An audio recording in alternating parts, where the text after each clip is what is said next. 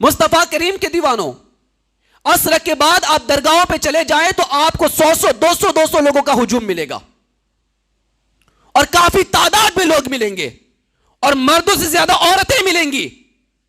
हत्ता कि औरतों को मजार पे जाना नाजायज है, हां सिर्फ मर्द को जाना जायज है और वो भी उसकी भी शराइत मौजूद है।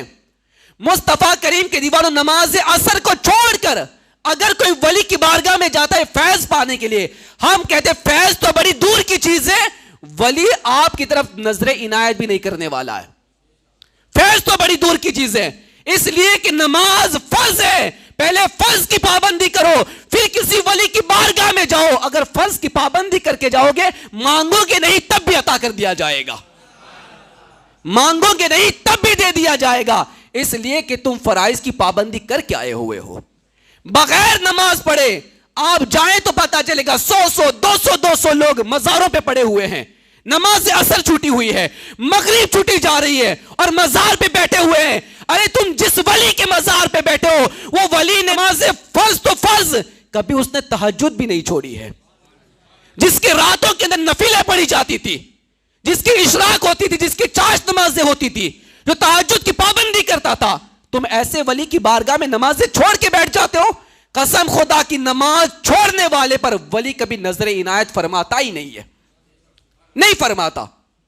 अजमेर शरीफ चले जाएं, रोजाना आपको हजारों की तादाद में लोग मिलेंगे, हजारों की तादाद में लोग मिलेंगे। उन हजारों में से सिर्फ 10% लोग ऐसे होंगे जो जमात के साथ नमाज की पाबंदी करते होंगे।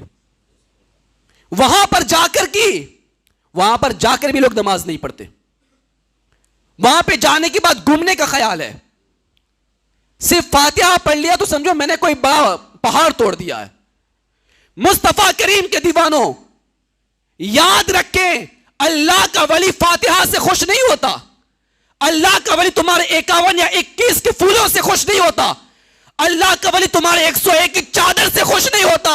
अल्लाह के वली को राजी करना है तो जो मिशन वो वली लेकर आया था वो मिशन तू भी चलाने लग जा, वो अल्लाह का वली खुश होता हुआ नजर आएगा।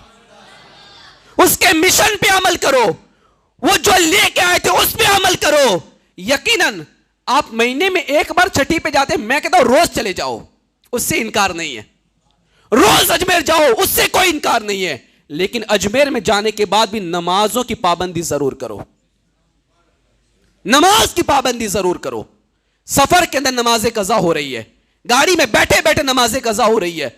मुस्तफा करीम के दीवानों, जहां आपकी बस रुक रही है होटल पे, खाने की फिक्र बाद में करो, पहले जमात के साथ नमाज की फिक्र करो, तब तुम्हारा सफर अजमेर कामयाब हो जाएगा और नजरे इनायत आपकी तरफ होगी कि मेरा चाहने वाला मेरे मिशन को लेके आ रहा है, मेरे मिशन पे अमल करता हुआ आ रहा है। मुस्तफा करीम के दीवानों, आज फर्ज को छोड़ के हमारी कौम मुस्तहब चीजों की तरफ आगे बढ़ रही है, सिर्फ सुन्नतों की तरफ आगे बढ़ रही है। अभी ईद मिलादुन नबी सल्लल्लाहु अलैहि वसल्लम का महीना शुरू होने वाला है। आप देखेंगे बड़े बड़े झंडे लटकेंगे हर घर के ऊपर और 200 500 रुपए की लाइटें भी लगेगी, लगानी चाहिए। हजारों रुपया खर्च करो ईद मिलादुन नबी के जुलूस के अंदर, लेकिन मैं कहता हूं वो 500 रुपए की सीरीज बाद में लगाना, पहले 5 वक्त जमात के साथ नमाज की पाबंदी कर लेना।